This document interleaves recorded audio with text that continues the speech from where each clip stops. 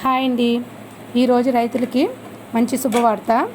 ఎప్పటి నుంచో ఎదురు చూస్తున్న పిఎం కిసాన్ అన్నదాత సుఖీభవ అమౌంట్ను ఈరోజు రిలీజ్ చేయబోతున్నారు. ఇప్పటికే ఇనెలిజిబుల్ లిస్ట్ అనేది రెడీ అయిందండి.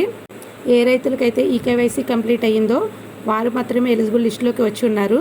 వారికి మాత్రమే ఈరోజు అమౌంట్ అనేది క్రెడిట్ అవుతుంది. ఇప్పటి వరకు అయితే ఇంకా 60,000 మందికి అయితే ఈ కేవైసీ పెండింగ్ అనేది చూపిస్తుందండి. వీరందరూ అయితే ఇనెలిజిబుల్ లిస్టులోకి వెళ్తారు. ఒకే రేషన్ కార్డులో ఉండి ఫ్యామిలీ మెంబర్లో ఎవరైనా ఇన్కమ్ ట్యాక్స్ పే చేస్తూ ఉంటే వారికి కూడా ఈ అన్నదాత సుఖీభవ అనే స్కీమ్కు సంబంధించిన అమౌంట్ అయితే క్రెడిట్ అవ్వవు. అదేవిధంగా 4 వీలర్ ఉన్న వాళ్ళకి కూడా అమౌంట్ అనేది రాదండి. కొంతమంది రైతులకు నో డేటా ఫౌండ్ అని వస్తుంది.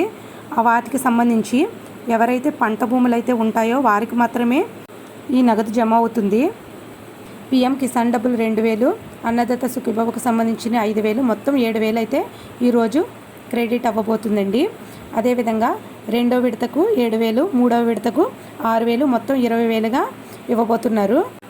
ఆధార్కు ఏ బ్యాంక్ అకౌంట్ అయితే లింక్ అయ్యి ఉందో ఆ అకౌంట్లో అయితేనే డబ్బులు మాత్రం జమ అవుతాయండి.